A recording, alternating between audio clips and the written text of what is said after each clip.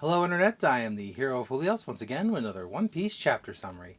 This week's chapter is chapter 1093, Luffy vs. Kizaru. And we have this adorable artwork to start off our chapter. We got Kobe and Helmeppo having their glasses stolen by a pair of Tarsier, which, from what I heard from a Scanlation website I read off of, a Tarsier is known as an eyeglass monkey in Japan. So it's a cute little pun that you wouldn't really get if you didn't get Japanese language, but even without it, it is still a very adorable picture.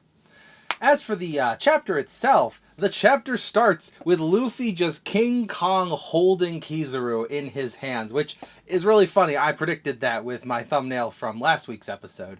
And he's holding him, and Kizaru's just kind of sitting there like, Straw Hat, you should probably be gentle, please can we talk about this? As Luffy is DK punch winding him up, and Luffy just launches him off of the island.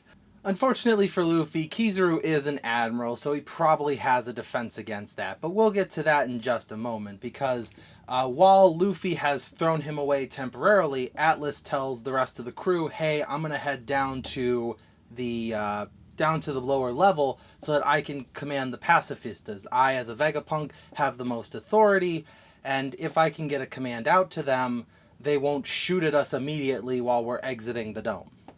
So Atlas is off to do that. Vegapunk decides to go with her because he wants to make sure Bonnie is okay. He even goes as far as to scold Frankie for letting Bonnie get hurt. So that sucks for Frankie. You have your childhood hero, Dr. Vegapunk, or I guess adulthood hero. I don't know if he knew about Vegapunk as a kid. But his hero, Vegapunk, scolding him is probably a hurt to Frankie's ego. So Frankie does later on decide to try and make things right himself.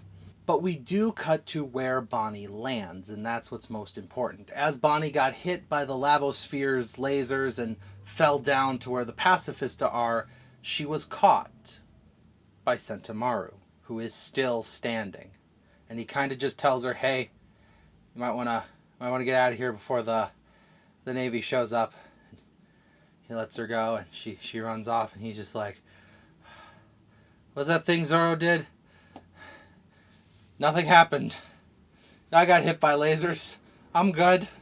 So Sentomaru valiantly took those hits and is still standing because his defense is the best in the world, which typically when it comes to RPG tropes, if your defense is really high, your HP is probably really high as well. So even though he took a ton of damage from Kizaru's blasts, and yeah, his defense was very high and the damage he took was very high, but he was able to, maybe survive with like 10 to 15% HP, enough to stand up and save little girls as they're falling from the sky. And I use the term little girl for a reason. I'll get to that in a moment. Rob Lucci and Zoro are still fighting, and the two of them are duking it out as giant Luffy is sitting there, and he's like, oh, that was really fun. I really threw that guy far away. Hey Zoro. Oh, you're fighting.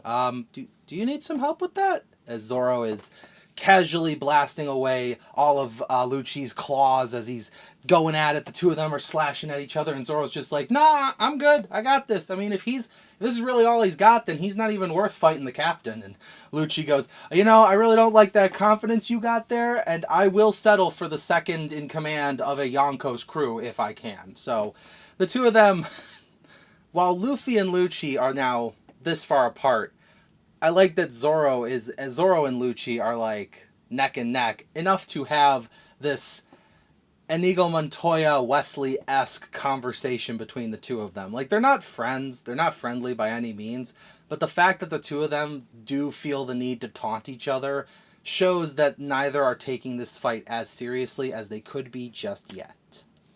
Because this fight is about distraction. It is about buying time to escape. It is not about actually defeating your opponents. This can be said for both sides because we see, I keep wanting to say Kuzan because it also starts with a K.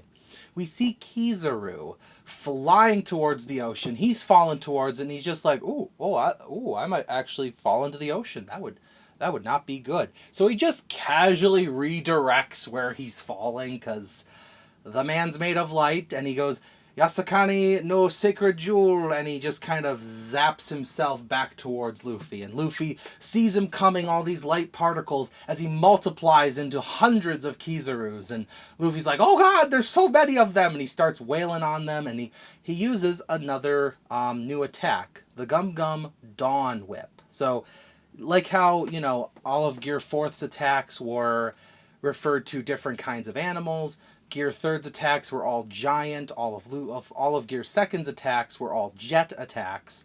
These are all going to be Dawn attacks. And the Dawn Whip takes out all the Kizaru duplicates, and Gear 5th Luffy is just like, oh, ha, it looks like I took them all out. And then Luffy looks down and his cartoon eyes bulge out as he looks down, and Kizaru's holding Usopp by the neck, because, again, this is about distracting, not about winning. So while Kizaru is holding Usopp by the neck, he's kind of looking around at everybody else, and he's like, that's weird, Vegapunk must have left already, and Luffy, you know, starts to come down to attack. Meanwhile, Vegapunk is in his little dome vehicle thing with Atlas, and Frankie has latched onto it, saying, hey, I want to help too, I want to make things right, I let Bonnie get hurt, and that shouldn't have happened. Lilith, pilot the General Frankie, pick up the Thousand Sunny, and book it. So as of right now, the Thousand Sunny will be carried by a smaller giant robot, until my guess still is that the Iron Giant will eventually show up, and Luffy, being the Drums of Liberation, will say, hey, Iron Giant, help us out, and Iron Giant will grab the ship and kind of just head off. So while Lilith is breaking apart from that group, Vegapunk once again refers to Bonnie as a little girl. He says, I will not let that little girl pay the price for what's going on here. We still don't know Bonnie's true age. Due to her devil fruit, we have no idea if... We now know, thanks to Bonnie saying so, the effects are not permanent. So if she touches you, you will age up or down depending on what she wants, but that will only last so long. We don't know if that's something Bonnie can constantly do, or if it's like flexing a muscle where it is as long as Bonnie can maintain it. Like if she like ages up or down. For all we know, Vegapunk keeps referring to Bonnie as a little girl because Bonnie may be like 10 years old. Very mature for her age. Well, about as mature as Luffy, so I guess mature is a relative term here. But if Bonnie turns out to be 10 years old, then Vegapunk calling her a little girl is perfectly reasonable. But you could also argue the other way, that Vegapunk is in his 70s or 60s, therefore everyone below the age of 30 is a little kid to him. However, the reason I do want to bring attention to this because of Oda bringing attention to this through the dialogue. So don't be shocked if we find out in a few chapters Bonnie is a lot younger than she's been pretending to be. The final thing that's brought to attention in this chapter is Atlas making it down there with Vegapunk and Frankie, calling out to all of the pacifistas and telling them, hey, you're on our side again, destroy every Navy vessel out there. Not realizing that there is someone with higher authority in this vicinity. And all it will take is belay that.